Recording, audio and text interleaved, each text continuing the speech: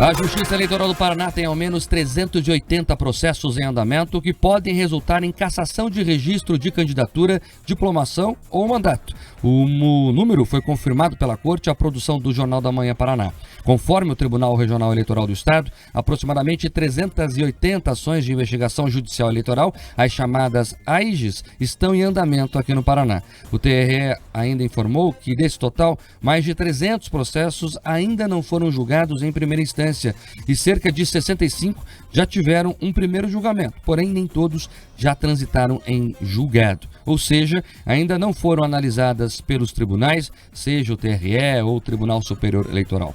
Os processos seguem para estas cortes após os envolvidos nas ações apresentarem recursos para tentar alterar a decisão do juiz de primeira instância. O Jornal da Manhã vem registrando desde o mês passado alguns casos que já tiveram decisão de magistrados de primeiro grau. Ontem, por exemplo, nós informamos que o juiz determinou a cassação de diplomação de 2 vereadores eleitos pelo Progressistas em Campo Mourão, no norte do estado. Segundo a decisão judicial, o partido dos parlamentares, o Progressistas, registrou uma candidatura fictícia para cumprir a cota de gênero nas eleições municipais.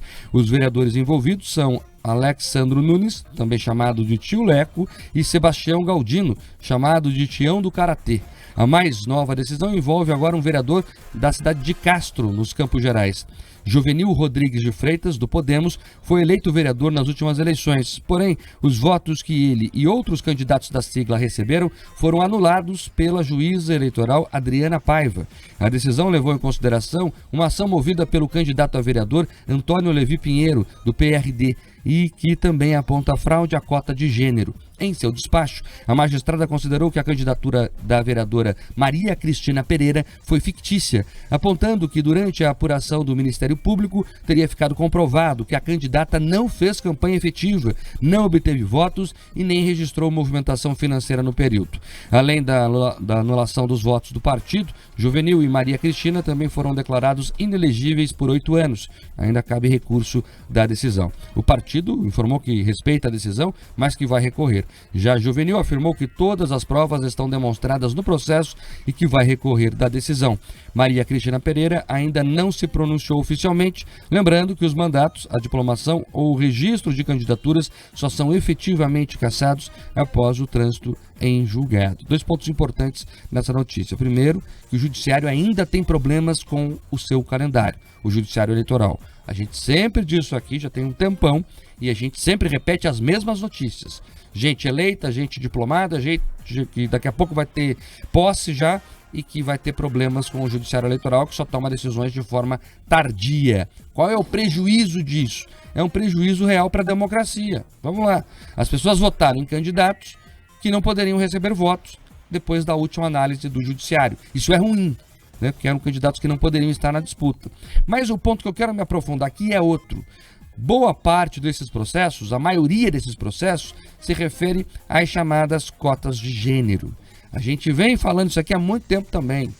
Elas não resolvem nada, pelo contrário, elas atrapalham o processo democrático, porque, infelizmente, gente frauda elas e acaba repercutindo em toda a eleição. Elas não resolvem o problema. Nós temos candidatos laranjas todas as eleições, nós temos confusões todas as eleições, porque elas artificializam o processo.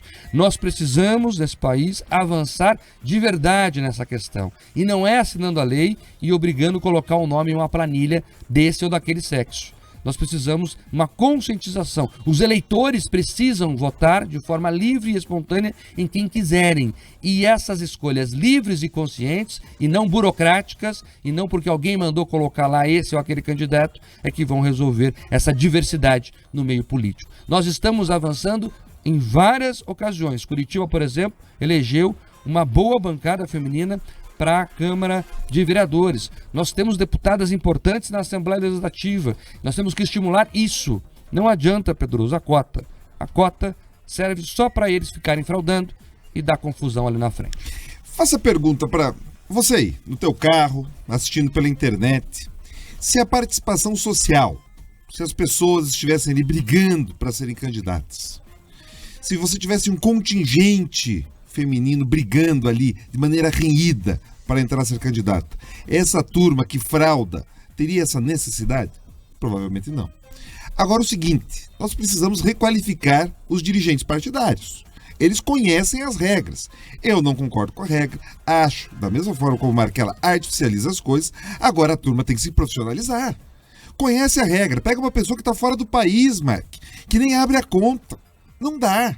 Não dá para que o sistema político fique assim.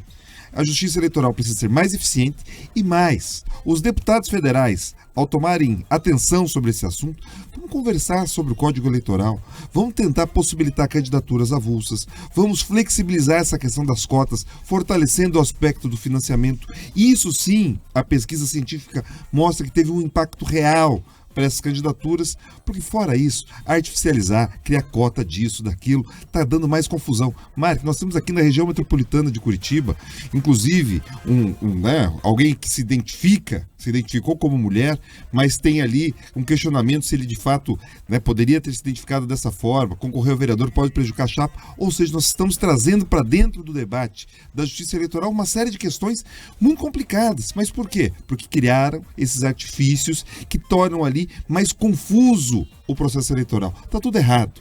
E pra turma que já começar aqui querer tacar pedra, falando, o Pedroso é machista, é contra isso. Não, perceba, a realidade ela se impõe. Londrina, nós tivemos um segundo turno com uma mulher participando de maneira competitiva. Nós tivemos em Ponta Grossa uma candidata mulher eleita. São José dos Pinhais, uma mulher reeleita. Nós tivemos uma disputa aqui intensa em Curitiba, também com uma mulher no segundo turno. Então, por favor, gente, percebam, o eleitor naturalmente escolhe aqueles que ele acha mais qualificado, independente do gênero.